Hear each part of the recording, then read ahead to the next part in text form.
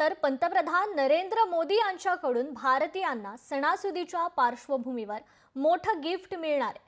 प्रधानमंत्री नरेंद्र मोदी यांच्या नेतृत्वाखाली 22 सप्टेंबर पासून नवीन न्यू जनरेशन जीएसटी रिफॉर्म 2025 लागू होणार आहे। या बदलांमुळे सर्वसामान्य नागरिकांना कराचा बोजा कमी होणार असून महागाईतही घट होईल। सणासुदीच्या मुहूर्तावर लोकांना स्वस्ताईची भेट मिळणार आहे।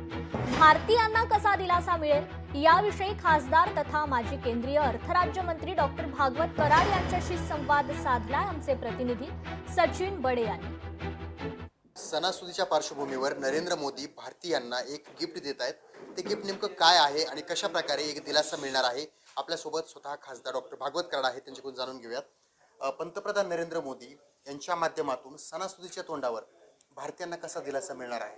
भारतीयांसाठी विशेषतः हिंदू धर्मामध्ये दसरा आणि दिवाळी हे सण खूप मोठे आहेत। आणि दसरा म्हणजे नवरात्राची सुरुवात 22 सप्टेंबरला सुरू होते आणि 22 सप्टेंबरपासून या संपूर्ण देशभरामध्ये जीएसटी नवीन कर प्रणाली लागू होते आणि या कर प्रणालीमध्ये जो जीएसटी 28% 18% आला, काही 18%चा जीएसटी 5%वरती आला आणि 5%चा जीएसटी फक्त 0% झाला।